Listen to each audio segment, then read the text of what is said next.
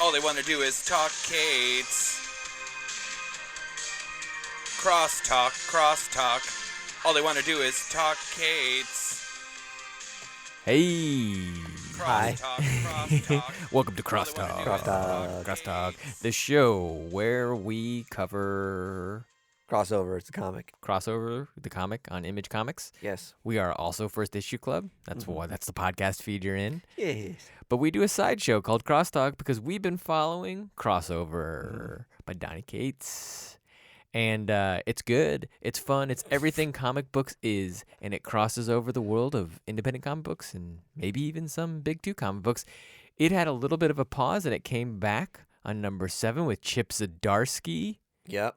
Guest writer. Yeah, and Phil Hester. And doing- Andy Parks doing inks. Boof, what a team. So if you haven't been following Crossover, it finished its 6-series arc. It had a number 7 minis. I don't know what you call this. In-betweener? Yeah, tweener. A tweener issue, which we knew was always going to be Chip Zdarsky. It was led with that. Yep. And now we're arrived. And we actually didn't know if we would keep on doing Crosstalk. Beyond the first arc. We kind of thought this is a new thing for First Issue Club. Mm-hmm. We don't typically do a sideshow on a whole book, but we fucking love this book. And this book, number 7, was so good Yeah, That- I was excited to talk about it. that we were like, oh God, we got to do it. Yes. We had theme songs written about Crosstalk. People did that. We say Crosstalk in a cool way. We are the brand. There's nobody that's more crossover than First Issue Club. No. So if somebody's out there saying like, who's a crossover fan? It's First Issue Club. That's right. It's not Batman on the Fat Man or whatever our competition is. It's not Joe Rogan. It's First Issue Club. First Issue Club. Do you first want to get into this particular issue, number 7, or do we want to talk a little bit about what Donny Cates has done in the interim between his issues that he's writing of Crossover? Oh, why don't you do that part?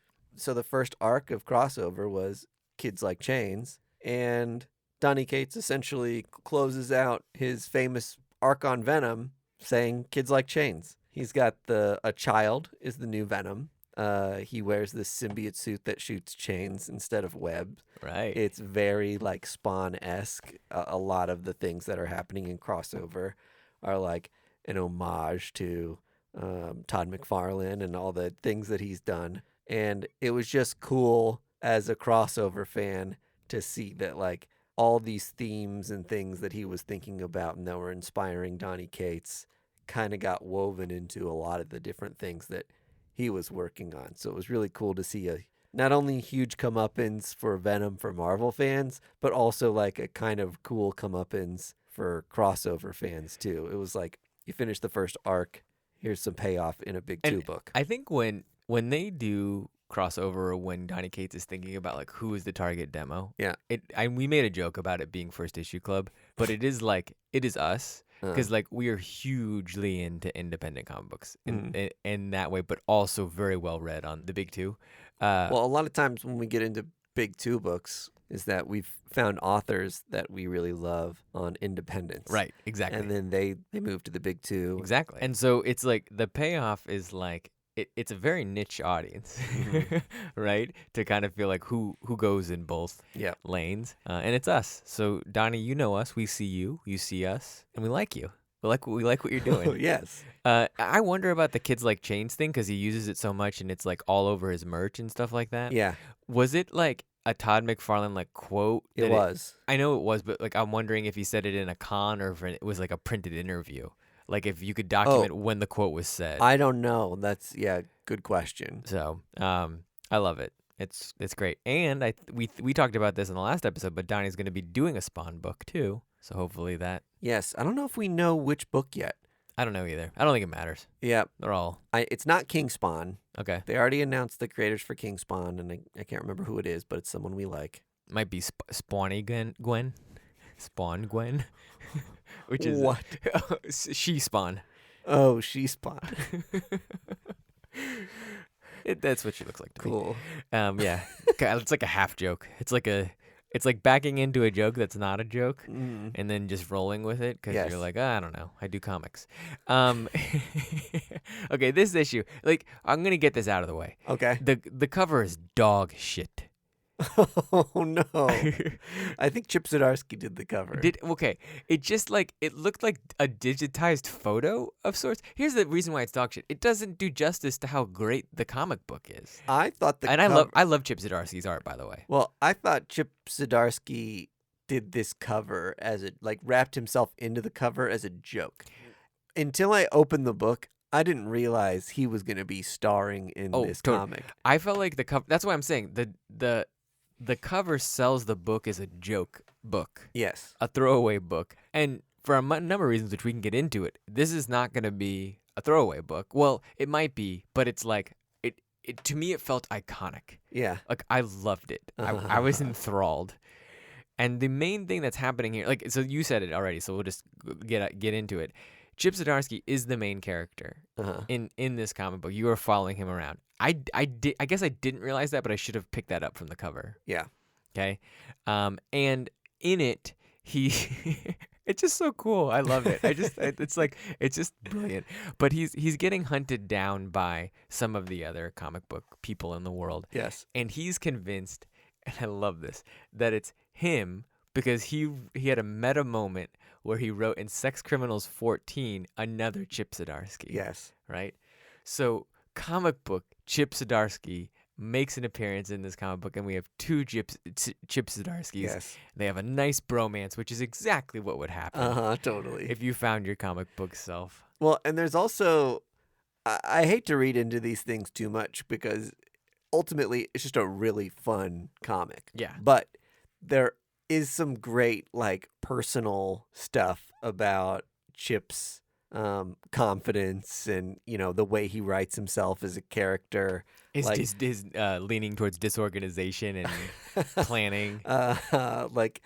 And then there's another version of him that's the real him. So when he's being like cocky, silly, over the top on social media or in his books, it's because he's kind of like in character. It's his Kanye West. Yeah. Yes, right, exactly. It was a very, I don't know, open and endearing, raw take at like how he looks at himself. Totally. Kind of. There's a moment. I don't know if that's true or it just serves the story, but like it was.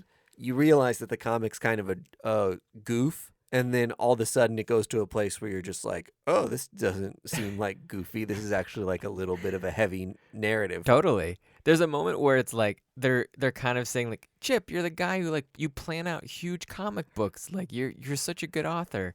And he says something to the effect of like, or actually I don't. I spent too much time doing coke and making fun of Ryan Stegman on Twitter. And like you have this like take of like, wait, what? Is he being serious? Yeah. And it's like that's humor. That's like the type of like anti-humor, funny, dark comedy that I'm like, God, that's my bread and butter. Yeah. So, and having Chip write on this and like giving it his all was just like the total right move by Crossover. It worked so well. Yep. I love that they mentioned really early in the crossover books that he's missing. He gets like a shout out in the first issue. Yeah. So like we can't find like important comic writers such as blah blah blah blah blah. And here's what I think he mentions that Matt Fraction has been killed, which is part of the reason why he's on the run. which also gives him an out for like not writing on it. Yeah. I love it that like they did mention that early on in crossover. So it's Yeah. like obviously they had talked and like Donnie has a lot of like plans for things like that. I always felt like when an arc finished and there was like filler books, Yeah. that it was like vacation time for the creative team to kind of like come back and figure it out. But I love that it's like that's not this. Yeah. It's like there are in between arc books, but it's like we're gonna get back to we got a really cool preview for when crossover returns, which I thought was really exciting. So, yeah, it's good. What about the cliffhanger Well, or reveal for this book? Do we even want to mention that? Yeah, I think we should, but we should also say one of the I don't want to miss this part. So in the like, is this a joke? Is this not a joke? Part of like Chip Zdarsky.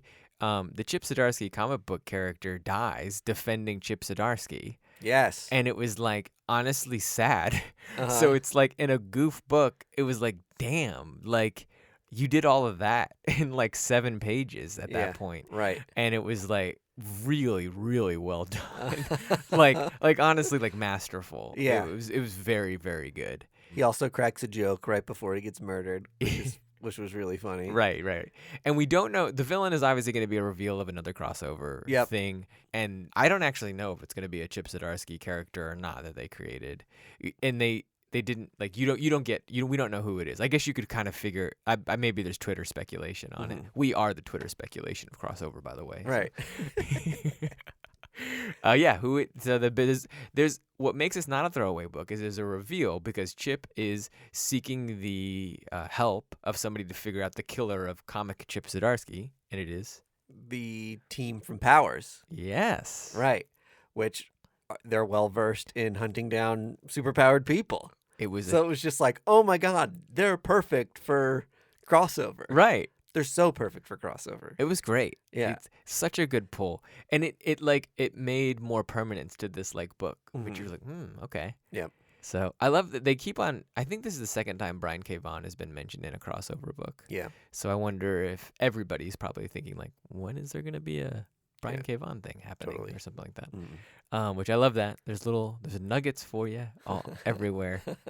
So crossover's still in contention for like maybe one of the era defining comic books. Sure. I think like when people look back and say, which I know you talked about with Greg, like Watchmen, my virgin experience of reading Watchmen and how I changed comic books. Crossover, I think, and it might be too early to say, but it's like is gonna be the changing of the tides of like meta comic books or like what it, I don't know. I don't know if that'll catch on as a trend, but Oh, I think what it does is like reinforces that there's a lot of people who like the thing you like, and that we can have some fun inside stuff. it can be Like it makes you feel more like part of a group right. to have this. Writing for fans can still be a good experience, like and an enjoyable experience, and somewhat. This is like discovering Christian metal for like like weird Christian kids who are like, I'm not like the other kids in this. Right. It's just like, well, there's these insane bands that are like, do it all for Christ. So turns out there's other like weirdos like you. Oh yeah, Like yeah. this is definitely like The Norma Jean, the under oath Oh of. my God. So you're one of those people. And I just think picking this up is like the same sort of thing for comic book heads. That you're just like, wow, there's a lot of people who are It's like me. on my wavelength. It's like cool to like this stuff. Yeah. And be part of a group. And that's really why we do this side show is because it's like this book. Well, I'm not trying to be like, and when you think about it, but it's like this book is meant to be consumed in conversation. That's its design, and so like it's supposed to be like, haha, like or whatever. It's not supposed to be like I squirrel this away and like read the next like poetic Shakespeare thing. No, and it's funny that, like we mentioned, it's sustained conversation for as long as it has, that there's still kind of like, comics is a medium where talented, edgy storytellers go who like maybe can't get their thing they wanted to do greenlit elsewhere, or maybe you just like didn't have the resources to do something like wild, or the level of like sex, violence, nudity you wanted to put in something like just wasn't accessible in other media. Like you're drawn to comics because of that. I kind of lost my train of thought because I was getting so on my high horse about how great comics were. Which is always a good take. We have to fit that into almost every episode. We have to convince the people that came to our podcast comics are actually good. Don't throw them by the wayside just yet. I'll get back to us next crossover. I'll listen back to the episode and be like, fuck, my point was going to be so good. I think that the other thing that this comic book does is it made the expansive world of crossover be like, it's not just this team we're following. It's happening on all these other facets. Yeah. In different places. Right. And so it grew the world a little bit more. I remembered what I there was we going go. to That's all I had to do is say. vamp for you. Yes. Okay. Because of all the weirdos who've been drawn to comic books, fourth wall breaking is a well-trodden thing, was the thing I was trying to get to. At this point, to do a fourth wall breaking thing and still have it be like fun and worth talking about, like it made you think enough, like, oh, that was like clever, or that's like a really interesting way to do that. It's got to be so hard 7 issues into a thing. Like, because if Deadpool constantly breaks that if you fourth start wall, writing, all like- kind of comics do. If you start writing meta or fourth wall, Yeah. you automatically open yourself up to a new level of criticism Sure. because you're like being like the postmodern, Mm-hmm. right? That you're like, oh, okay. Yeah. So it has to be done well, Yeah. or not at all. It's so easy for meta stuff to be up its own ass if you take it too seriously. Yeah. Or it's so if you're doing it for a gimmick, it's so easy to be like, ugh, I've seen this a million times. Totally. But they're handling it in a fantastic way. Right. It makes it seem like it's not even worth mentioning that Deadpool does it. Yeah. Once you read crossover, you're like, oh yeah, Deadpool kind of breaks the fourth wall. Yes. I feel like Carrie Strug right now. Ooh, I landed my point, there you go. but I broke my leg on the way there. But everybody I- was rooting for you. I bumbled a little. I could feel the crossover fans rooting for me to get to my point. But you got it. You nailed it. But then I got it. Yeah. Okay. Yeah. I was rooting for you along the way. Thank you. Yeah. This is short and sweet. We just wanted to say we're going to keep up with Crosstalk. Yeah. We're going to do it. This book, like, if you thought the heat was simmering, it's not. It's there. I can't wait to see what happens in the next arc, bud. I can't either. This will be the last thing I say about this book. Reading this book reminded me that the best comic book reading experience is when you're invested in a comic book and get deeper into the catalog and it starts like earning its like moments. Mm-hmm. Right? You know, and we Yeah. are a podcast based on the premise of reading the number 1 issues. Mm-hmm. But hopefully you take time to read past the number 1s occasionally. Yes. Like we have with Crossover. Crossover. This has been Crosstalk. Crosstalk.